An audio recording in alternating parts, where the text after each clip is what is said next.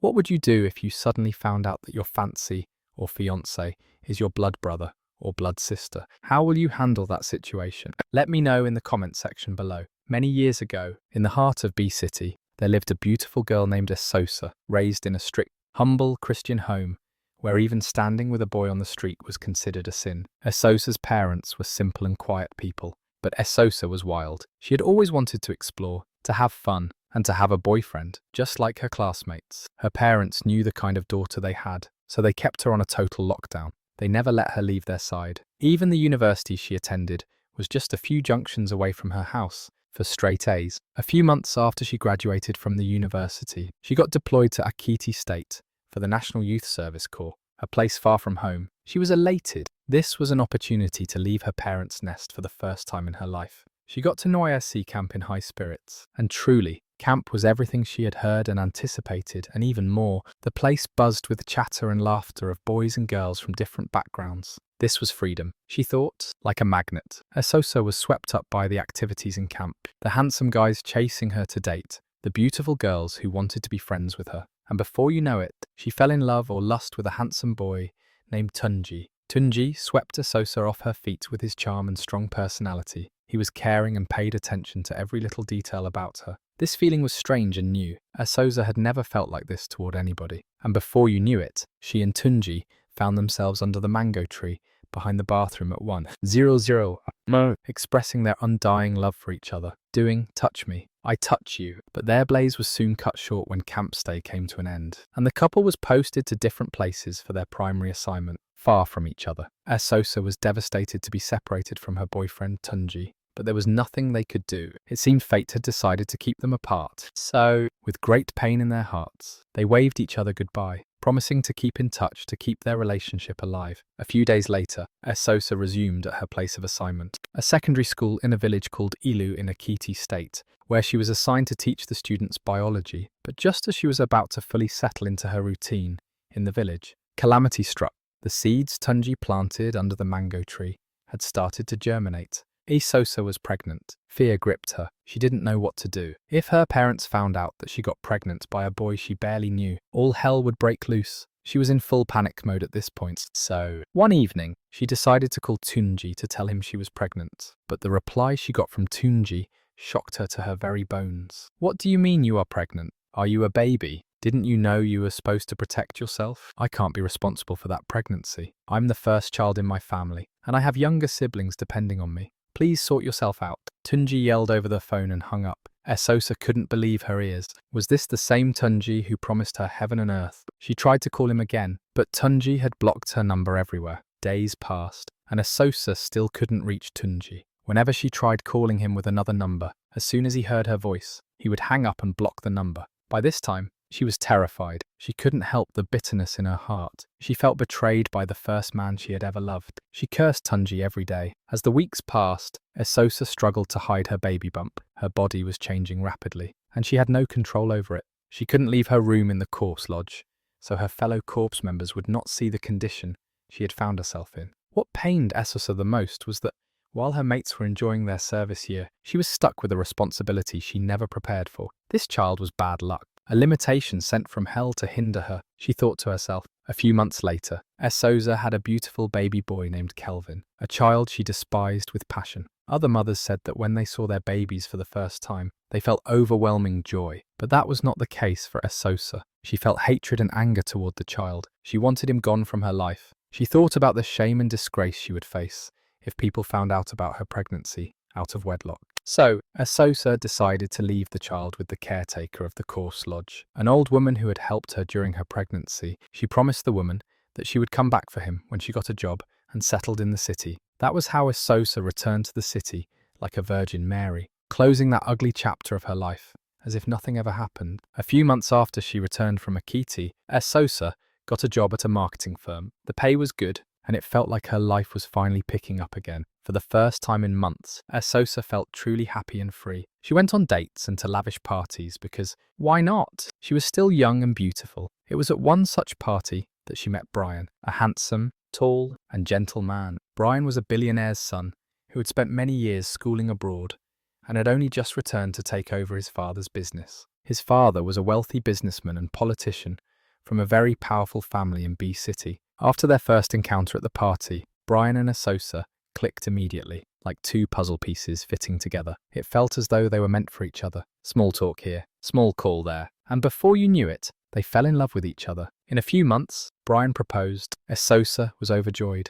In fact, she couldn't believe her luck to be engaged to a man like Brian. He was the total package. Finally, her dream of marrying a rich man was coming to pass. But amid her joy was a nagging feeling she couldn't shake off: her son, Kelvin. She had promised Aya to come back for him when she settled down. She was settled now, in fact. Life was going well for her, but she couldn't afford to reveal that part of her life to anybody, particularly her fiancé, Brian. She feared that Brian would dump her, and his family would never allow him to be with a single mother if they found out she had a son. She thought about this matter long and hard, and leaving Kelvin with Aya was the best option for everyone. A few weeks later, Esosa got married to Brian. The wedding was a high society event, graced by wealthy guests from all walks of life. Esosa was overwhelmed with joy. Immediately after the wedding, Esosa was taken away by her husband to Paris for their honeymoon. When they returned, she was swept up into the lavish rich wife routines. She was carried away by hosting lavish parties and events, expensive vacations in Dubai and Paris, and extravagant shopping sprees, so much so that she completely forgot about her son in the village. A few months later, Esosa got pregnant, and the couple was elated to be starting a family. Brian lavished expensive gifts on Esosa. He even bought her a new Mercedes-Benz and pure diamond jewelry. Life was good for Esosa, but that was not the case for Aya and her son back in the village. Aya's health was deteriorating by the day. She could no longer do the things she used to do, and taking care of Kelvin was an even greater challenge. She called Esosa several times to come and take her son to the city, but Esosa never responded. It got to a point where Esosa stopped taking the old woman's calls. It felt as though Aya was the past she needed to get rid of. She was pregnant with her husband's child now. She didn't want any stress or issues in her marriage. Months passed, and Aya became gravely ill. One night, she passed away, leaving Kelvin, who was now 3 years old, alone with no one to care for him. Aya was buried by the villagers because she had no children or relatives, but they didn't know what to do with the little boy, and nobody wanted to take in a strange child. That was how Kelvin became a village child, who roamed around aimlessly with dirty, tattered clothes. Sometimes the villagers would take pity on him and give him food. Other times, he would starve or eat scraps from the trash. Kelvin became a burden to the villagers, a disease they couldn't get rid of. One day, a beautiful doctor named Adana came to the village market for a medical outreach. Dr. Adana owned an NGO that helped people in rural communities get medical care. She was a regular visitor. Everybody knew her and loved her. That day, as Dr. Adana was walking around in the market, greeting the villagers and checking on them, her eyes landed on a small, frail child sitting in a corner with dirty, tattered clothes. Dr. Adana was struck by shock and surprise at the state the child was in. She approached him to ask what he was doing there and where his parents were, but the boy just sat there, mute, staring back at her with eyes that called for help. Adana asked around for the child's parents, but the villagers said no one knew where he came from. They told Dr. Adana that the poor woman who was taking care of him died some weeks ago, and nobody wanted to take him in because they were scared the child might be cursed. The doctor's heart sank at the villagers' words. She picked up Kelvin, who was too weak to protest that a stranger was carrying him. She took him to her lodgings in the village that day. Dr. Adana bathed him, changed his dirty rags into fresh, warm clothes, and gave him food to eat. But Kelvin could barely hold his spoon. He had become so weak and looked malnourished. Dr. Adana sensed that the child was in discomfort. She tried to communicate with him to know if he was in any pain, but Kelvin couldn't talk. He hadn't spoken a word since Aya died. In panic and worry, Dr. Adana took Kelvin to the village clinic and ran some tests on him. She found out that the boy had very high typhoid and a stomach infection from eating scraps in the street. Adana's heart broke when she looked at the poor child. He would have died if she hadn't gotten to him on time. That day, she placed Kelvin on drips and nursed him back to health. She felt joy seeing him eat and sleep soundly. Poor child, she wondered where his parents were. A few days later, Dr. Adana's outreach came to an end in Ilsh, and she started packing her bags to return to the city, but she couldn't shake the feeling of guilt and overwhelming pain at the thought of leaving Kelvin behind in the village. The boy had nowhere to go, and he would return to the streets once she left. So, with determination in her heart, she made up her mind to take Kelvin to the city with her. That day, she went to the house of the village chief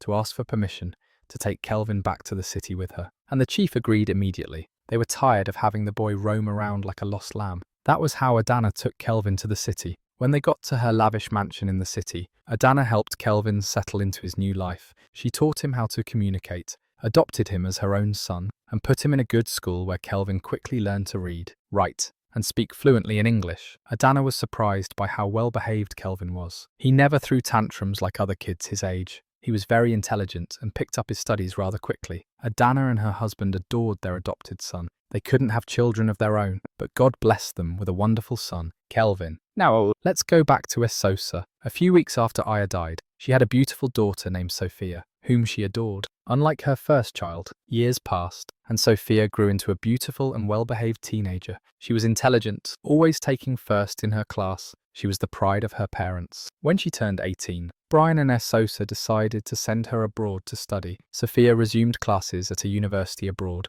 and there she met a young man named Kelvin. They were in the same department. Sophia couldn't explain the strange attraction she had toward Kelvin from the moment she laid eyes on him. She felt a strange force pulling them toward each other. That was how Sophia and Kelvin became very close friends, who relied on each other in a foreign country where they found themselves. When they were in their final year, Kelvin asked Sophia out, and she accepted. They started dating. Their years of friendship had blossomed into a young, budding romance. They fell in love with each other. Sophia couldn't wait to take Kelvin home to introduce him to her parents. A few months later, they graduated from the university and returned to Nigeria. One day, Sophia invited Kelvin to her parents' mansion to introduce her boyfriend, whom she planned to marry, to her parents. When Kelvin arrived at the mansion, Esosa and Brian greeted him warmly. Kelvin was handsome, with a good head on his shoulders. They immediately approved of their union. That day, Esosa invited Kelvin to eat lunch at their lavish dinner table.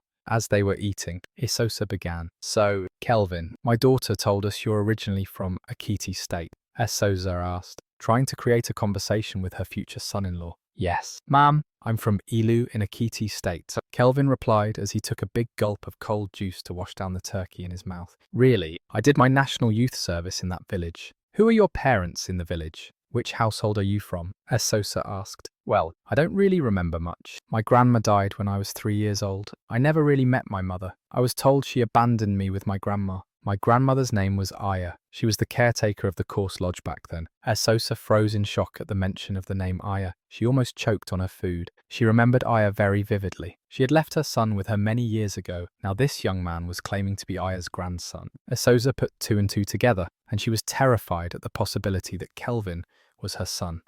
She had abandoned in the village. She was shaken with fear. She hoped her speculations were wrong. If not, all her secrets would be exposed, and there would be chaos. Esosa asked the year Kelvin was born, and discovered that it was the same year her son was born. She prayed that her suspicions were false. Throughout lunch that day, Esosa was quiet. Worry and fear clouded her mind. She knew she had to act fast before things got too late. She had to stop the wedding from happening if Kelvin was her son. So that week, Esosa went to Ilu to ask questions about Aya and the little boy. When she got to the village, she was told Aya died many years ago and left the poor boy with no one to take care of him. She was told the boy suffered and roamed the village for weeks until a kind doctor saw him and took him to the city. When Esosa dug deeper, she discovered that the doctor was none other than Dr. Adana, Kelvin's adopted mother. It was then reality hit her in the face like a brick. Kelvin was the son she abandoned years ago, and he had found his way back into her life, not as a son, but as a son-in-law. Esosa cried bitterly. Guilt ate her up. She regretted her actions for abandoning the boy in the village. Now, see how fate had taught her a bitter lesson. But the real problem now was how to come clean to her daughter and husband. How would she confess to them that Kelvin was indeed her son that she abandoned? Sophia would be devastated to find out that her boyfriend, whom she planned to marry, was her elder brother. That day, Esosa returned home, dejected to face her ugly past. When she got home that evening, she called Sophia and her husband Brian and began, "I have something very important I want to share with both of you," Esosa said as tears streamed down her face. "I made a very terrible mistake many years ago, and now my past has caught up to me. Sophia, my daughter, I'm really sorry, but I need you to end your relationship with Kelvin this instant, and I really hope you haven't slept with him yet." Sophia stared at her mother with surprise and worry. "Mummy, why should I end my relationship with Kelvin? He's my boyfriend, and I love him. You and Daddy approved of us. So what went wrong?" "Sophia, listen to Mummy. You can't marry Kelvin. Please end your relationship with him. Mommy! You can't tell me to end my relationship with a good man like Kelvin without a proper explanation. I love him, and I must marry him. I will marry him, no matter what you say. Sophia, you can't marry Kelvin because he's your brother. He is my son that I abandoned in the village many years ago, before I met your father. Esosa had dropped the bombshell. What? Sophia and Brian shouted at the same time. They were shocked. What do you mean he's your son? Brian asked with confusion on his face. Esosa collapsed on the floor in tears and confessed all her dirty secrets and how she abandoned Kelvin. Brian was angry and felt betrayed. He had married a snake, an evil woman capable of lying to him and deceiving him all these years. But Sophia, she was frozen in shock for a good few minutes. She couldn't talk. She couldn't react. She replayed her mother's words over and over again in her head, and it was like a ton of iron rods had fallen on her. She prayed it was a terrible dream, but it was real. She had been dating her elder brother for years now, because her evil mother abandoned him with a stranger years ago. Sophia felt like crying. She felt like screaming, but there was a big lump in her throat that prevented her. Her whole world was shattered. That day, Brian threw Esosa out of his house for her lies and deceit. He felt disgusted by the sight of her, but the damage was already done. A few days later, Brian invited Kelvin to the mansion and revealed everything to him. Kelvin burst into hot tears. He couldn't believe that he almost married his younger sister because of their selfish and wicked mother's actions years ago. Kelvin was devastated. This blow was too heavy for him. Brian told Sophia and Kelvin to end their relationship immediately, as they could not be together like before. They were siblings, and it was forbidden for siblings to marry each other. That was how Sophia ended her relationship with Kelvin, and it was heart-wrenching for both of them. They were both devastated. They had invested time and energy into their relationship, only to be told they were related by blood. They both disappeared from each other's lives to process things, to accept their new realities. Esosa, who had no place to go, moved into a one-room apartment in the slums, where she cried day and night, regretting her life. Her actions almost ruined her children. After 1 month of crying and solitude, Esosa made up her mind to make amends. She could never right the wrongs, but she could at least beg for her children's forgiveness. Esosa went looking for her children, Kelvin and Sophia, to beg for their forgiveness. She went to her husband's house to beg, but each time they all kicked her out. They didn't want to see her, but Esosa never gave up. She was determined to beg for their forgiveness, even if it was the last thing she did on earth. 5 long years passed, and Kelvin and Sophia forgave their mother, and they made peace with themselves. Brian forgave his wife, but he never let her back into his life. He could never forget her cruelty toward her own flesh and blood. Esosa was grateful to have her children's forgiveness, at least, but she knew the scar she had created with her own 2 hands would never heal, and she knew she would have to atone for her sins for the rest of her life. Thank you for watching. I'd love to hear what you think of the story. If you were Sophia or Kelvin, would you ever forgive your mother for doing something that terrible? Let me know in the comments section below. The moral of this story is that no child is meant to be abandoned or thrown away like a piece of rag. If you are responsible for bringing a child into this world, you should be responsible for taking care of the child. Let me know your thoughts in the comment section below. Please give this video a thumbs up if you haven't done so by now. Subscribe to our channel if you haven't done so by now. And until I bring another juicy and interesting story your way again, bye for now.